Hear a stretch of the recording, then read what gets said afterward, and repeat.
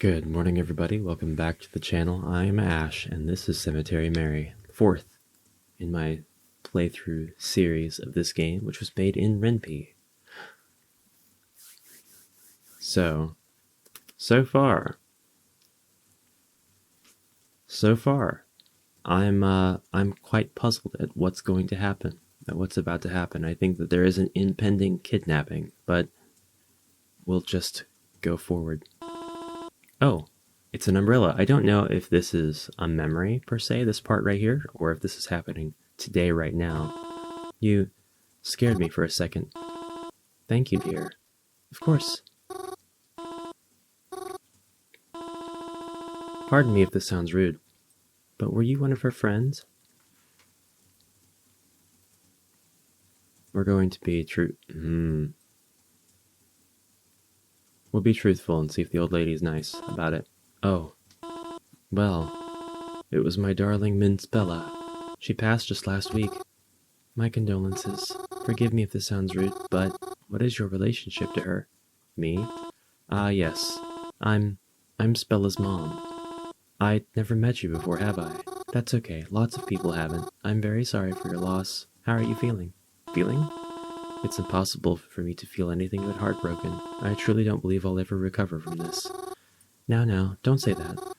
She wouldn't want you to think like that, right? Yes, I suppose you're right. She was young, wasn't she? Oh, yes. Much too young for this. Right as things were going her way, she was going to get married in a few months. None of us thought her condition was this bad. It's been cancelled, of course, but at least she's wearing the dress now. I'm sure she looks beautiful. Oh, she was always so beautiful. My darling angel was always too beautiful. She never even got to... Oh, look at me. I'm going to start crying all over again. I promised her I wouldn't. I'm sorry. Do you think she's scared? She's all alone now. Where's she going to go? And who will tell her how to get there? The way she is right now, is she happy? Even if she's not... She's not alone. How can you say she's alone when everyone you hear is beside her? I know she can't really say much about it, but I'm sure she's happy to have all her friends and family by her side. All the people here. She meant a lot to them, didn't she? That's why they're all here to keep her company. I know lots of people like to think you're alone when you die, but I think it's hard to consider this. Being alone, you know? She's not alone. We're all here. Yes, I suppose that's true. We're all together here, aren't we? Then, I suppose I'm glad she isn't alone. Yes, me too.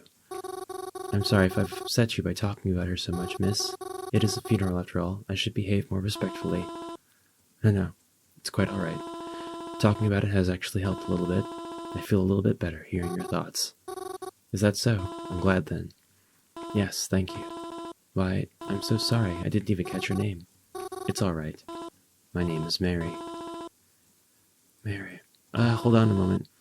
Do you mean to say you're... Cemetary Mary? I see my reputation precedes me. Yes, that's me. I see. Thank you, Mary. If Spellow's here, I'm sure she'd want to thank you too. She is here, but hearing it from you means enough already. Thank you as well. It was a lovely funeral. The coffin was lowered and soon enough the rain stopped. I watched everyone say their goodbyes to her and to each other, and then steadily they left. Soon, it was just me and the lady.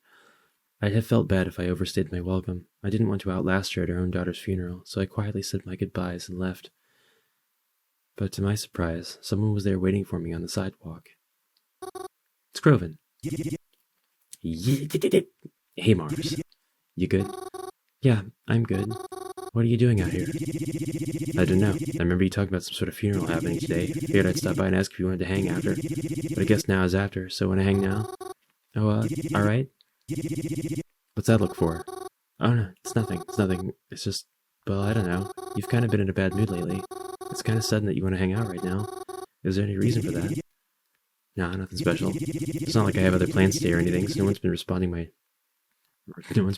to my texts, so... Oh, I see. Are you good? Yeah, I'm good. So we hanging or nah? Oh yeah. Just, you're not, gonna get snappy with me, are you? Promises. Groven. I'm kidding. I won't. Come on, let's go. Yeah, don't get snappy, Croven. I followed Croven down the sidewalk as we headed somewhere. Suddenly, he wants to spend time with me again, even though other times it's like he can't wait to get as far away from me as possible. Still, though, I would appreciate the time he wanted to spend with me when he did.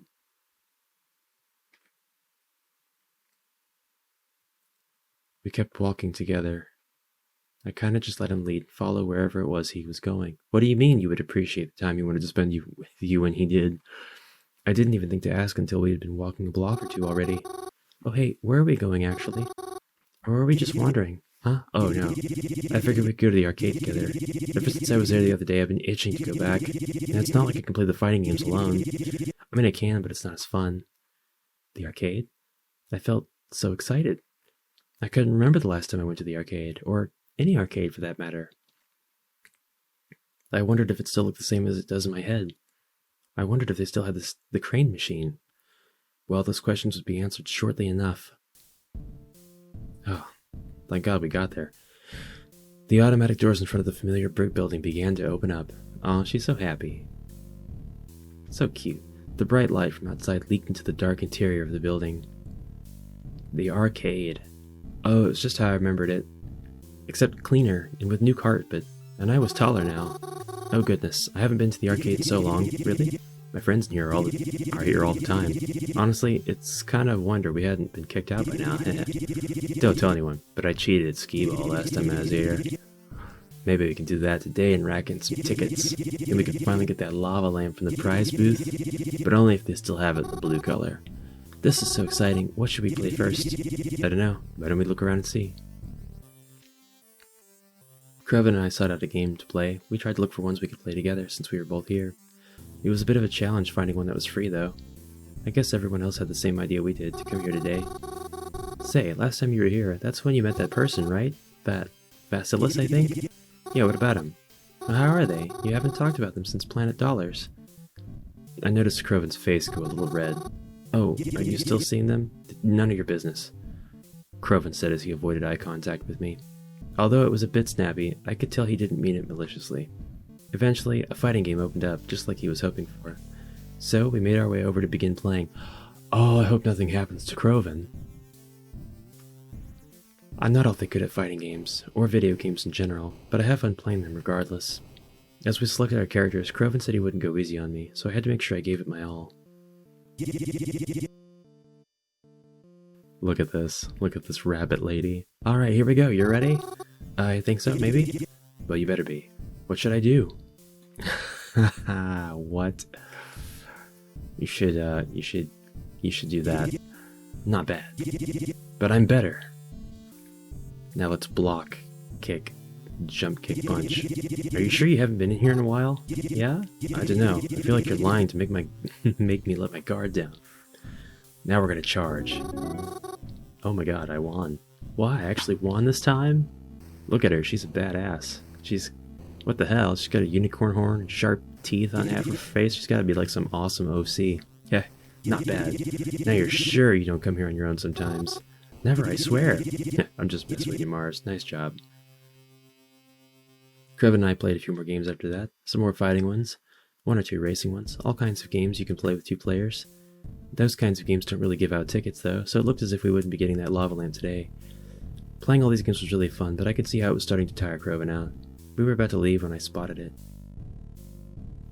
The crane machine. Look at them. Look at that. I tugged on Croven's sleeve, to which he turned and looked at it.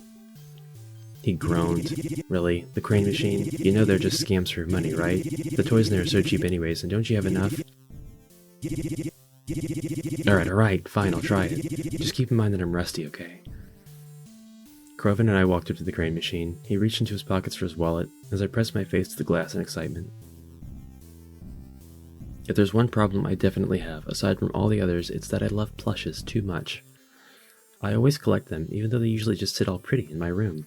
There's just something about how soft and comforting they are. Back when we were kids, Croven and I would come to this arcade whenever he was in town. I always tried to win things from the crane machine, but I could never do it.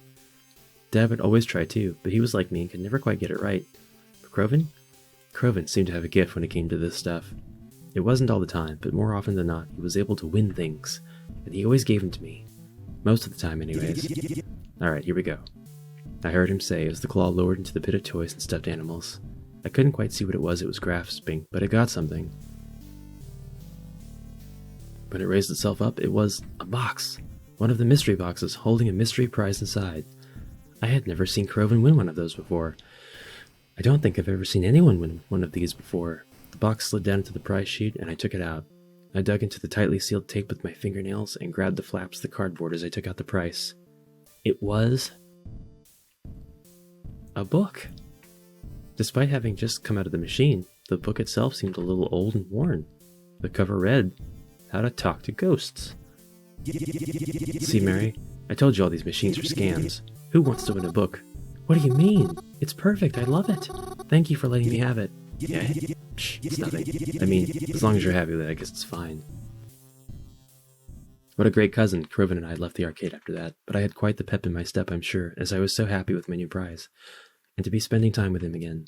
It was actually a bit late the day by the time we got out, so we grabbed something quick to bring back home for dinner. It was nice to be riding the bus back with Croven this time. It made the ride and walk back to the cabin feel much less lonely, and much less scary. After retiring to our rooms that night, I put the book on a bedside table to remember to read it later. I got all ready for bed, and then pulled my phone out, knowing I wouldn't be able to rest until this was taken care of. Hey, are you still there? Hello. I'm here. What can I help you with? I mean, I think you already know the answer to that. She's so persistent. Right. I'm sorry. There's nothing I can do for you in that regard. Are they still alright at least? They are. Yet, I never hear from them. Why is that? It's safer that way. I promise you. Why'd you even message me in the first place? I thought it would help you feel better, but if you truly want me to stop, I can do that. No, don't. Then I won't stop replying to you, but for now, I'll have to. Good night, Mary. I woke up the next morning pretty early. Earlier than usual, but I didn't feel tired. In fact, I actually felt pretty good. Yesterday was just a bit better of a day than usual, and I'm glad it happened. I tried to be quiet as I walked past Croven's door that morning. I saw that he left it open a crack, so I peeked inside. He was sleeping still. Drooling on his pillow, arm hanging over the side, he looked absolutely silly, but it was nice to see him getting some rest for once, instead of racing to get out of the house before dawn. Seeing as he was still home, I thought it might be nice if I made breakfast for the two of us. I went downstairs and into the kitchen and started preparing some stuff with what we had. A while later, I heard Croven coming down the stairs from the thump of his steps, but he still alerted me by asking, Hey, are you cooking something down there? Come into the kitchen, I just finished making pancakes. What kind? What other kind? Chocolate chip? Ah, you're right. It was foolish of me to ask. Croven took his usual chair in the kitchen as I set out plates for us. Do you want milk or water? Milk, of course. What kind of stupid asshole do you take? Milk with my pancakes. What kind of stupid asshole do you think you take me for? Croven seemed preoccupied with his phone, but I was in too nice of a mood to care about that. I gave us both milk glasses and put some chocolate syrup on the table just in case, because you know, you can never have too much. Croven, are you doing anything today? Why? I just had a lot of fun yesterday. I don't know. I thought maybe we could do something again today, if you wanted to. Oh, you want to? I hadn't really been planning on it. Oh, I mean, it's okay, if you're busy and all. Well, I mean, there's some things I have to take care of first. But will you be free later tonight? Huh? I mean, yeah, I guess. I didn't really hang out with anyone besides you anyways. Alright, because the gang and I were thinking of heading to this club tonight. The gang? You know, me and my buds. Oh, I heard you talk about them, but I've never met them before. See? Perfect then. You can come to the club with us, meet him, and we can let loose over a few drinks. It's all good. I don't drink, but I didn't terribly mind going to a club with Croven. I had never really been to a club before, and even though I'm sure I'm not really the kind of crowd they expect to see there, I was always curious to see what one was like, so I looked forward to it. I tried to keep myself busy throughout the day. I cleaned the cabin a bit, as it had been getting a bit out of shape, and tried to start a grocery list since I was sure we'd have to go on a run soon. Despite how I thought I might feel, I was excited, actually. I had never met these friends of Croven, but I know that he's known them for a while, at least since he's been living closer to Blackwood, but maybe even earlier. There's been times when Croven would rush out of the house during dinner just to meet them. At least I always assumed it was them. He's always hanging out with them as far as I know, despite how much he seems to spend time with them. I've never met them, or have even seen what they look like before. I always hear good things about them from him, though, so at the very least, I trust that they're nice people. I hope they like me. I kept up with Croven throughout the day. I had to ride the bus into town without him this time, but that was okay. The hard part was following his directions. This club seemed like an awful lot of work to get to, but I was eventually able to find it after I realized it was sunken into the sidewalk. There was a staircase leading down to the entryway, and I heard Croven yell, "Oh, there she is!" as I cascaded down them and finally met the people I heard so much about. What kind of awesome OCs do we got now? We have got 2 awesome, amazing OCs that I love them both. Here she is. Gal of the hour. We will pick this up next time. This is a charming, lovely game. I have such a feeling of trepidation, though, going forward, because I know that bad things have to happen, and I'm just not sure what to expect, but golly, is it charming, and is it touching in its serious spots. When she was at the funeral talking to the grandma, man, that was nice. It was poignant. It was sad. Nothing else to say, really. Except I do have to go. So thank you very much for watching. This has been Cemetary Mary, a game that is free on Steam and on itch, and I will continue playing this. Maybe tomorrow, we'll see. But I will see you tomorrow regardless. So thank you very much for watching again, and until then, have a great day. Bye for now.